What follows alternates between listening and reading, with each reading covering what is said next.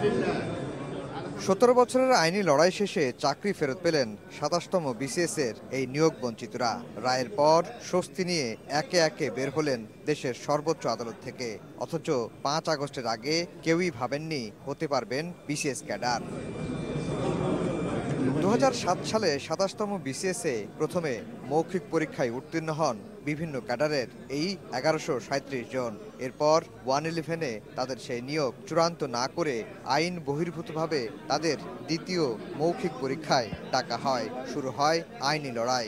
হাইকোর্টের একটি বেঞ্চ তাদের নিয়োগ অবৈধ বললেও আরেক বেঞ্চ দ্বিতীয় ভাইভাকে বৈধতা দেন। সে সময় আপিল বিভাগ এই নিয়োগ বাতিল করে দেন। 5 আগস্ট ছাত্র জনতার অভ্যুত্থানের পর সর্বোচ্চ আদালতে রিভিউ করেন নিয়োগ বঞ্চিতরা। চূড়ান্ত রায়ে সবাইকেই চাকরি ফেরত দেওয়ার নির্দেশ দেন আপিল বিভাগ।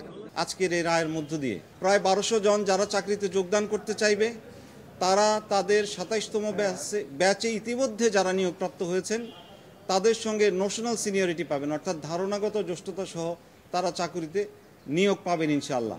আপিল বিভাগ আজকে পূর্বের আপিল বিভাগের দেওয়া রায় বাতিল করলো এবং হাইকোর্ট বিভাগের যে রায়ে এই 1137 জন ব্যক্তির চাকরি ফিরিয়ে দেওয়ার ব্যাপারে নির্দেশনা ছিল সেটি পুনরুজ্জীবিত হলো। ছাত্রদের প্রতি শ্রদ্ধা নিবেদন করে ন্যায় নিষ্ঠার সহিত নতুন বাংলাদেশ গঠনের ক্ষেত্রে তারা যেন আপ্রাণ ভূমিকা রাখে, এই আহ্বান সকলের প্রতি। রায়ে সন্তোষ প্রকাশ করে ভুক্তভোগীরা বললেন এটি অভাবনীয়। 18 বছর আমরা ডোর টু ডোর হেঁটেছি, আজকে যে রায় পেলাম আলহামদুলিল্লাহ।